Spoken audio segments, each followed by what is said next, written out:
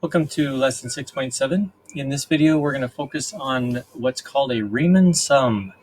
It's a way to approximate definite integrals. So sometimes we get functions that we cannot integrate. And so when we're asked to find the area under a given graph or with some given data, we don't actually have a way to reintegrate it into a function and solve for it.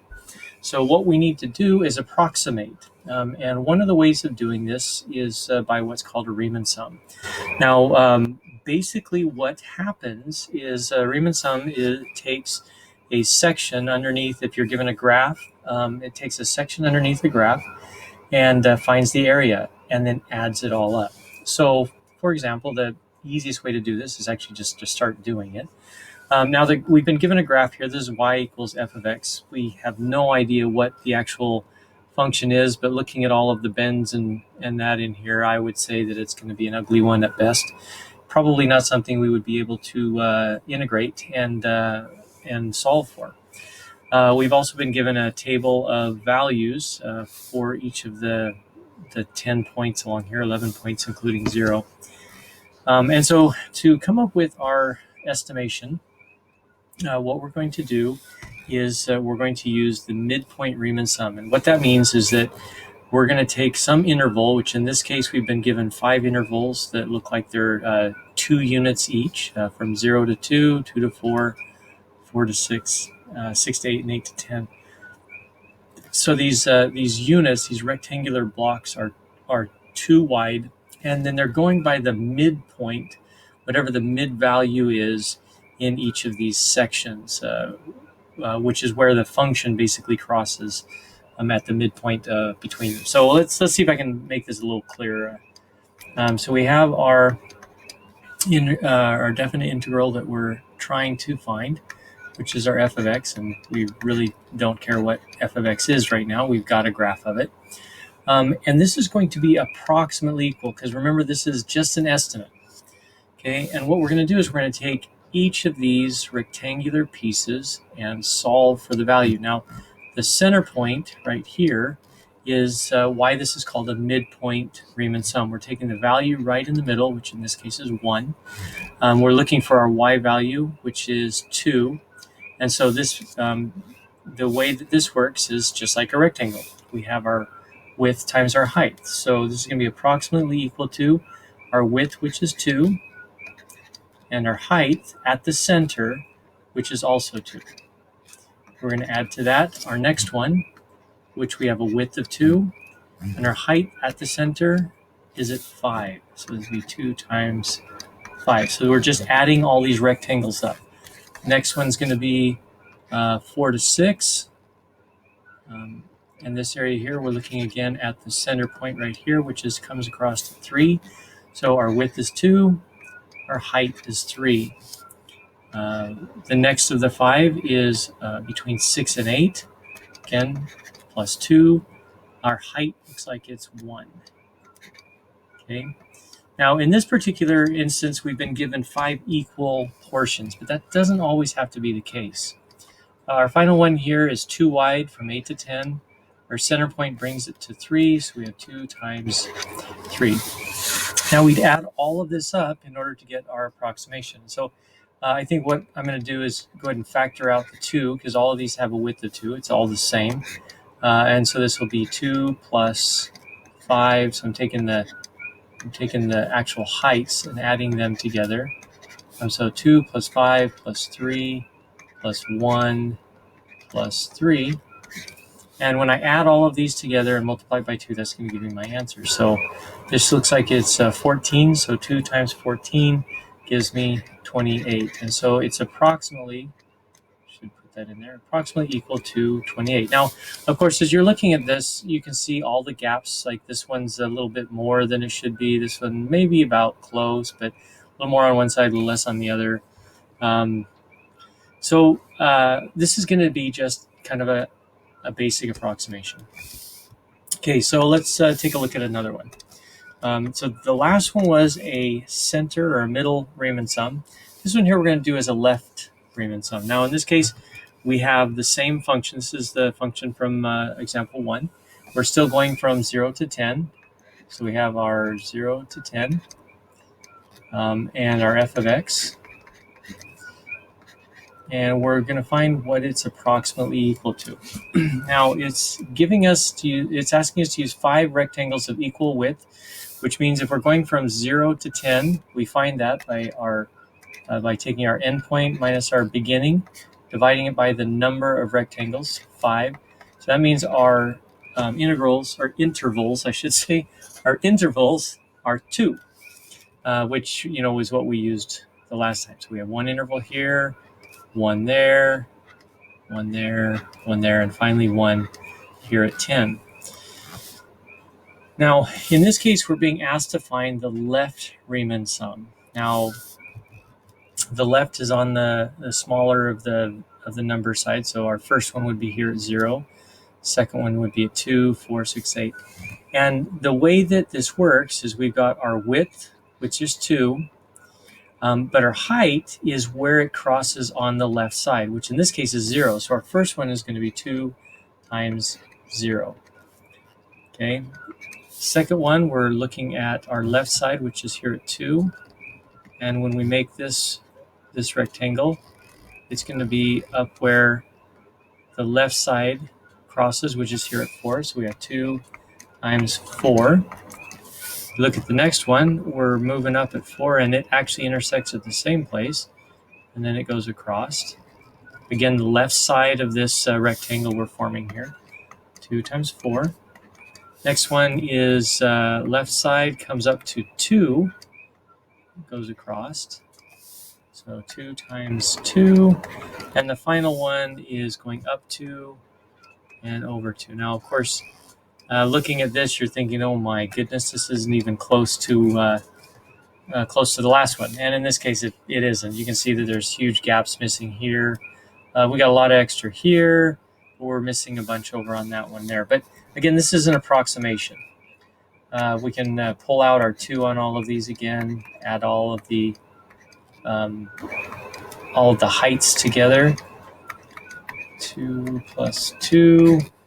This looks like we've got 12 here. 2 times 12 is, so our estimation would be 24.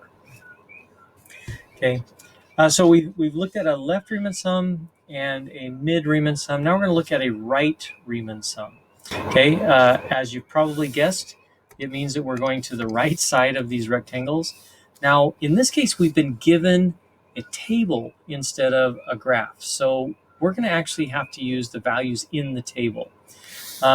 It's asked us to look at 4 subdivisions using the data in the table. And so the nice thing here is we have one going here, we have another going there, another going here, and a final one going here. So those are our 4 subdivisions.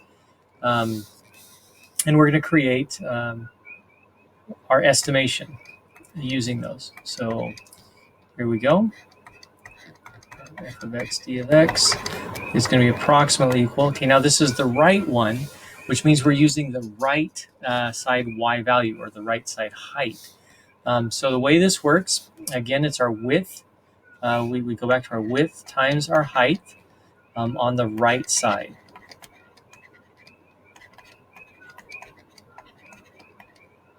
Okay, so our width is going to be the distance, our x distance. So the first one is 2 minus 0. So we have 2, that's our width. And then we take the value on the right. So that's going to be our f of 2, which is 8. So 2 times 8. Okay, that's number 1. We go to our second interval. We're going to add that. Now our differences between 2 and 5, that's going to be a difference of 3. This one here, so we have 3. And we're multiplying it times the one on the right, which is our f of 5, which our value, our y value, is 2. Okay, so 3 times 2. So we've got 2 of our 4 subdivisions down. Next one's a much larger one. We got 5 to 9, so the width here is going to be 4, 9 minus 5. Okay, so 4 times, and we're looking at the y value on the right side, which is the 9 on number 9. This is our number 3 column, so times a negative 1. And finally, we're adding the last one here, between 9 and 10. Our width is 1. And when we look at the right side on that, our number 4 column is 0. So 1 times 0. And so to get the value for this, we would go ahead and multiply these things together. 16 plus 6 minus 4. This would be 22. So it looks like we're approximately equal to 18. Okay, that's how so a couple of things we've shown here. We've shown using a table. In this case, they've given us 4 subdivisions. One of the things to note is that the divisions do not have to be equal.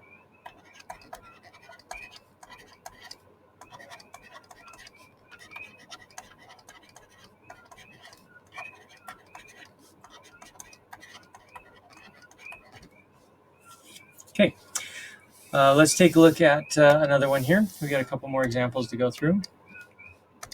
This one here, we've been given an actual function. Okay, and there's a graph right here of it.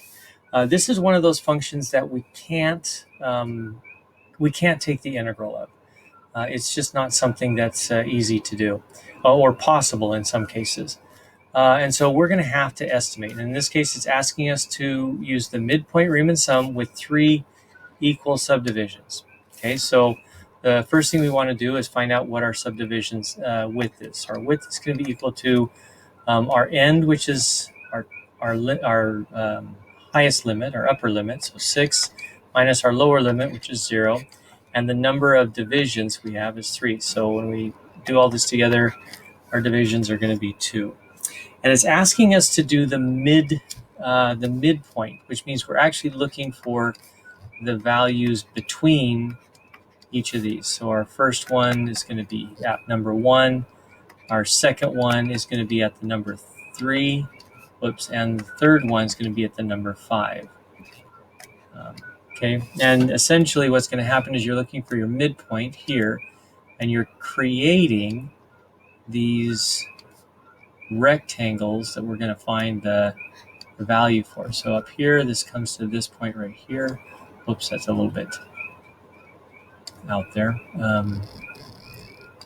And then the final one is up here on the x equals 5 portion. And we run it across, create our rectangle there.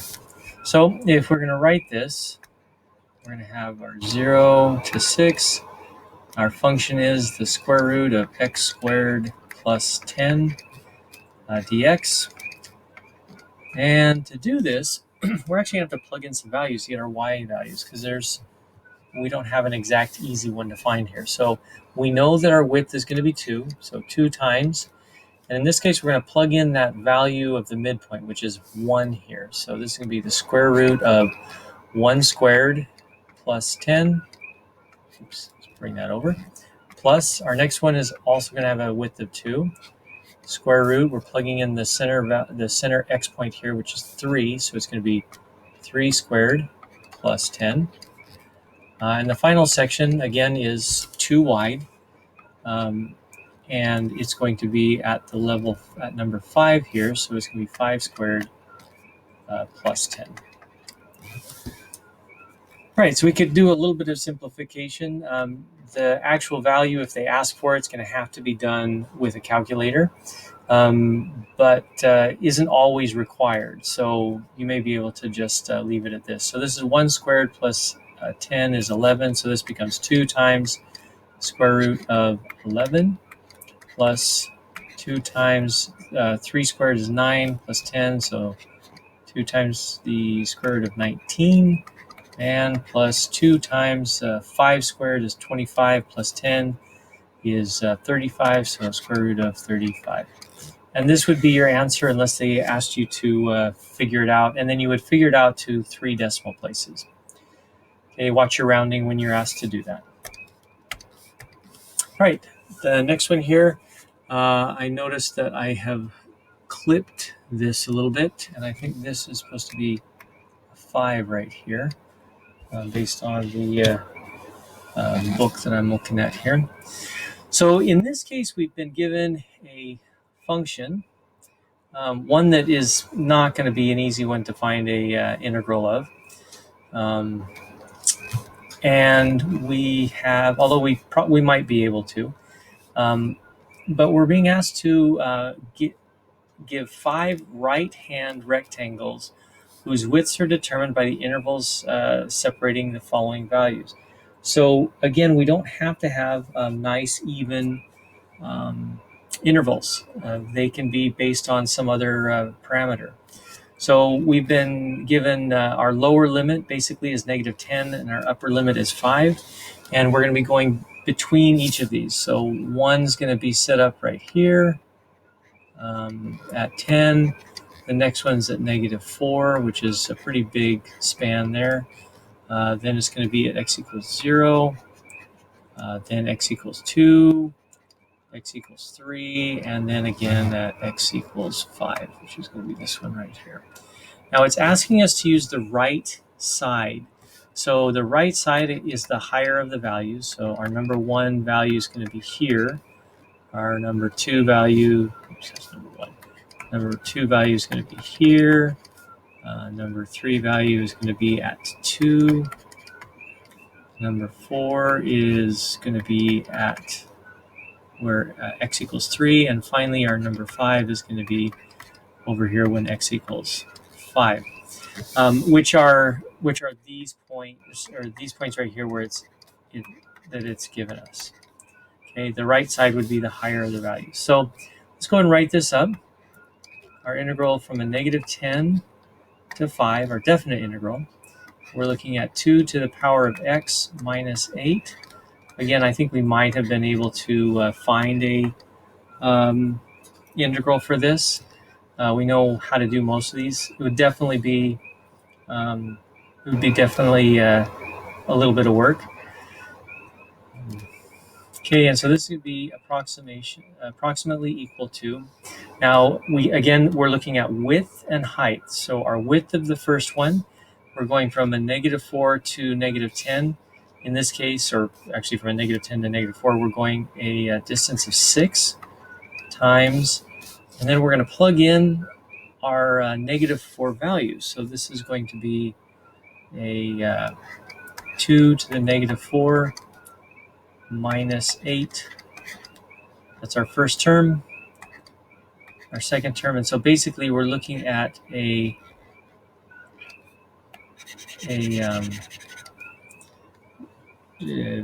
rectangle that's underneath. It looks like that.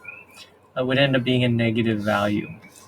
The next one's going to be the distance between 0 and -4. That's this distance right here, or on the graph it's right here. That value is going to be 4. And we're going to plug in what's on the right side, which is 0. So this is going to be 2 to the 0 power minus 8. Again, that's likely going to be a negative number. Following one is going from 0 to 2, so that's a distance of 2 or a width of 2. Our value that we're looking at is at 2. So this would be x squared minus 8. Again, looks like we're underneath the x-axis. One more is going to be between 2 and 3. That distance is 1. And when we plug in the value at 3, so this would be 2 cubed minus 8. You probably have noticed 2 cubed is going to be 8 minus 8. This is going to give you a 0, which would make sense because it's right here on the x-axis where it looks like it crosses. And finally, the last of the rectangles is going up this way and across to wherever it actually crosses here. And all of this would be underneath that rectangle. This will be the only positive one here. But our distance between 3 and 5 is going to be 2.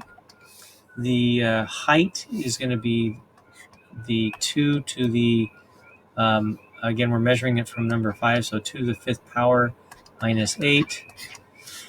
And we've now got all of these little rectangles here that we needed to get an approximate value for this integral. We could probably find the answers to this just looking at it. 2 to the negative 4 is going to be 1 over, because remember that's going to be in the denominator, so it's going to be 1 over 16. So 6 times 1 over 16 minus 8 is going to be a negative 7 and 7/8, which is, I probably should leave it as a improper fraction, which I think is 63/8. We're going to add to that 4 times 2 to the 0 power is 1, so this will be 4 times a negative 8. Next one's going to be 2, and it's going to be 2 times x squared, which is 4 minus 8, so 2 times a negative 4. Next one is 1 times 2 cubes. 2 cubes is 8, minus 8 is 0. And the final one is 2 times, in this case, 2 to the 5th power, I believe, is 32, minus 8 is 24. Okay, I'm not going to finish doing this. I don't think it's necessary. Typically, if you have a problem like this, especially, you could solve it. We could continue solving this, but it's very likely this would end up being something you use your calculator for. So this is Riemann sums, in which you are basically estimating integrals by using or creating rectangular shapes on some intervals along the graph, and using that length times width or width times height relationship to find the area underneath the curve.